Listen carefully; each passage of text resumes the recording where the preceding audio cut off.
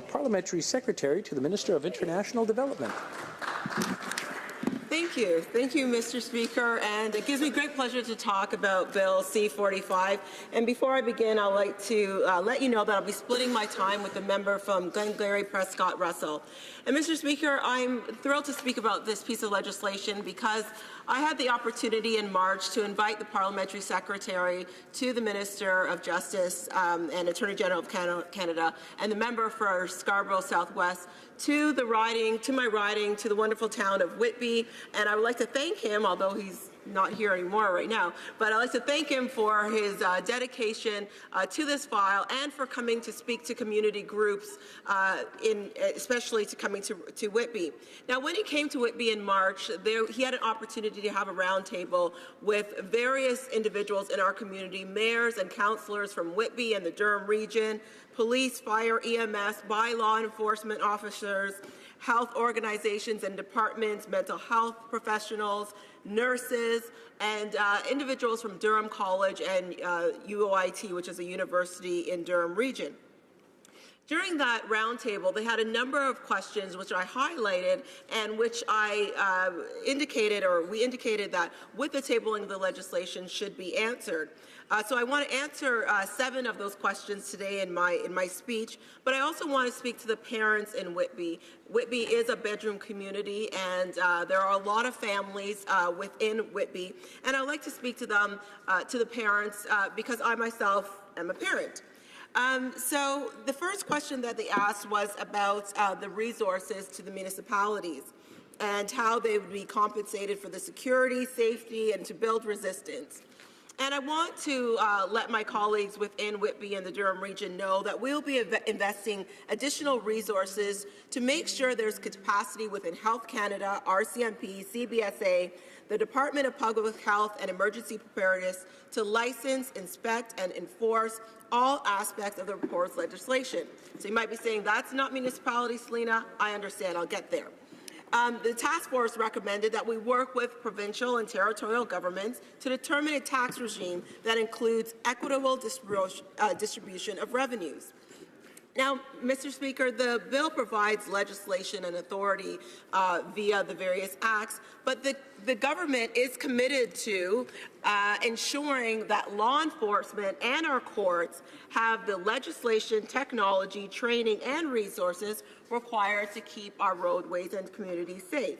And we've committed to invest the revenue in research, prevention, public education, treatment, and rehabilitation.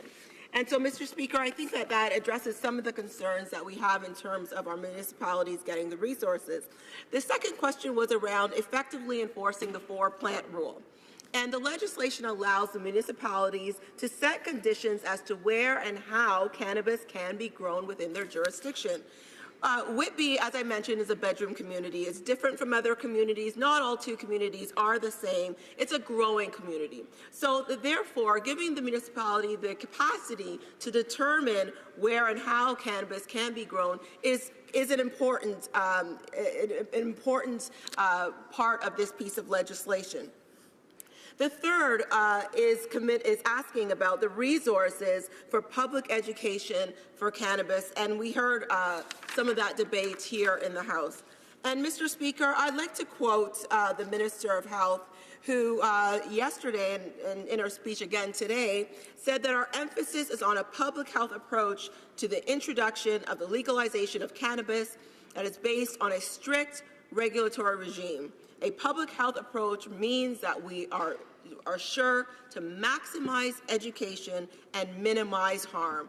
Our government is committed to having a broad public education campaign for Canadians of all ages to the proposed legislation, including penalties for providing cannabis to youth and the risks involved with consuming cannabis. We've committed $9.6 million in Budget 2017 over 5 years with a $1 million per year ongoing support of public education.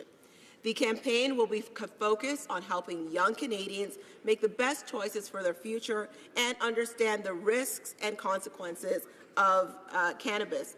Mr. Speaker, I would also like to quote the parliamentary secretary, where he says, under decriminalization, cannabis remains unregulated, meaning that users know little or nothing about the potency and quality.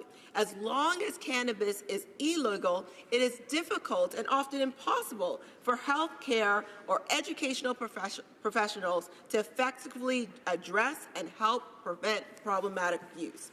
Mr. Speaker, this speaks to the task force recommendation for a comprehensive public education campaign, and we've learned lessons from Colorado and from Washington in which their education campaigns use the revenues from cannabis to support that education campaign, and it happened too late. We are following the recommendations, and while I agree that we could have a more robust campaign, we are committed to public education. The fourth question related to the additional revenues from cannabis going to treatment facilities.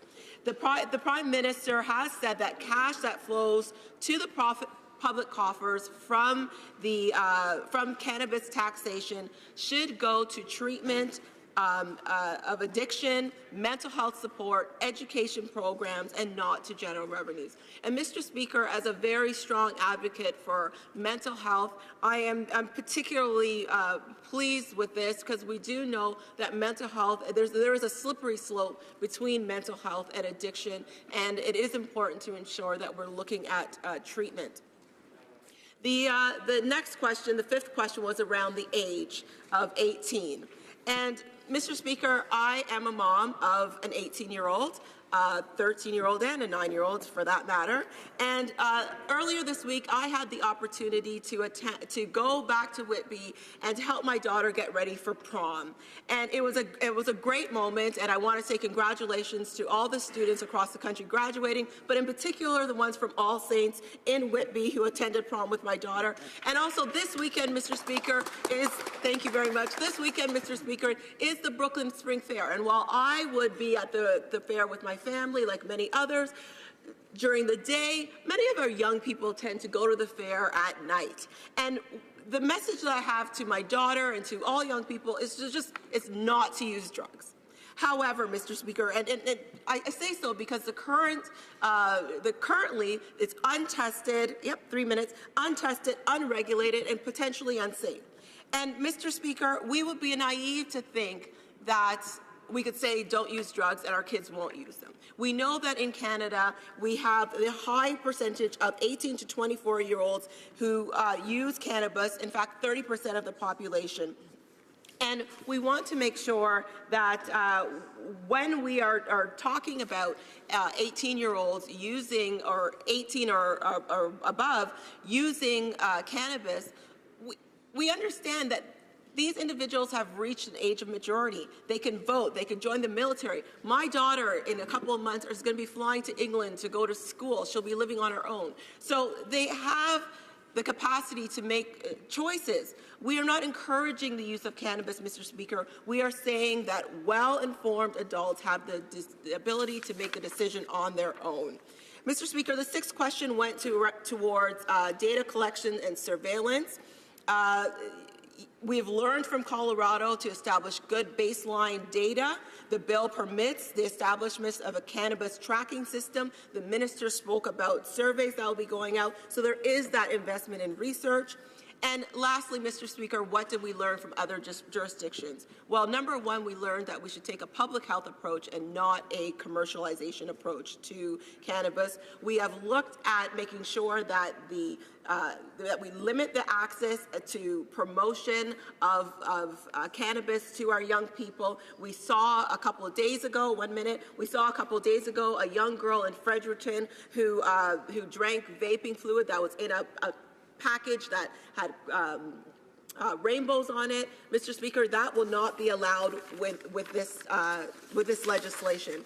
And Mr. Speaker, our public health approach is directed entirely at reducing both the social harms and the health harms. As a parent, Mr. Speaker, I firmly support this piece of legislation, and I'm thankful to the Parliamentary Secretary, the Minister of Health, and the Minister of Justice for putting forward this piece of legislation. Thank you. Questions et commentaires. Questions. Questions and comments. L'honorable député. Honourable member for Abitibi-Témiscamingue. Thank you very much, Mr. Speaker. Since the member stated that as a parent, if one of her children had a criminal record because of use of marijuana or simple possession, wouldn't she have liked to see the government think about pardoning people for these offences because they will no longer be against the law? The honourable member for Whitby. Mr. Speaker, what I do teach my children is to follow the law. And right now, cannabis remains illegal, and it is illegal to buy, to sell, to produce, to import, to export cannabis, and the current laws remain in force. And as a parent, I tell my daughter, who's, as I mentioned, is 18, that don't use drugs. And there will be a responsibility on her if she were to break that rule. So, Mr. Speaker, I'm not naive with my children. I'm not going to give them a free pass to break the rules or to break the law. The law is the law, and they should follow it. And as a parent, I would expect that from my children. Thank you, Mr. Speaker. Questions and comments. Questions et commentaires. The honourable member, l'honorable député d'Abitibi-Témiscamingue. The honourable member for Abitibi-Témiscamingue. Thank you very much, Mr. Speaker. Let me put my question in another way. What I want to know, of course, I think that as parents we all teach our children not to break the law. But the fact remains that many young people are stuck with a criminal record because of an offense that will no longer be one very soon. So I think it would have been a good idea for the bill to solve that problem immediately. What are we going to do with the criminal records of people who were guilty of simple possession? They could have corrected this and eliminated those criminal records right away, and unfortunately that's not the case. Does she believe that that should have been solved right away rather than leave it in suspense and perhaps someday have thousands of people who are going to ask for a pardon or a correction of their criminal record for something that's no longer illegal? Mr. Speaker, the simple answer to that is no. It would be premature for us to have introduced decriminalization along with this legislation. This legislation is in place to strictly regulate the use of cannabis, to get it out of the profits out of the hands of criminals, and to reduce the impacts to our children and our communities. We've introduced a couple of pieces of legislation, one that will legalize and one that will make enforcement of our laws, especially with our driving, a lot more comprehensive. And Mr. Speaker, I do not think that we should have decriminalized at the same time as introducing this legislation. Questions and comments. Questions et commentaires. The honourable member for Scarborough Southwest. Thank you very much, Mr. Speaker. Thank the member not only for her speech, but one of the best experiences, quite frankly, I've had in the development of this legislation, and as I've had the opportunity to travel across the country, was the opportunity I was given when I received an invitation from the member from Whitby to attend a roundtable that she'd organized. And at that roundtable, there were senior elected officials from the municipality, but representatives of the police service, the fire service, public health, people who were involved in problematic substance use, people who were involved in working with children and delivering services in their community. And for me, it was an extraordinarily good learning opportunity. And also it was a great reminder about the important role that local officials will have in making sure that this works. And in my experience, I just wanted to also share with this House at that meeting, what we encountered, as I have right across the country, was an overwhelming consensus. The current system is failing our kids, and we must do a better job protecting them. That it was completely unacceptable to leave this business in the hands of organized crime, which causes so much violence and victimization in our communities. And finally, we had a responsibility to protect the health of our citizens. So I wanted to ask the member if upon reflection of that experience and her involvement in her community, if she has any other advice to the government on how we might strengthen that relationship and are working with local officials. The Honourable Parliamentary Secretary in 45 seconds or less. 45 seconds. Okay.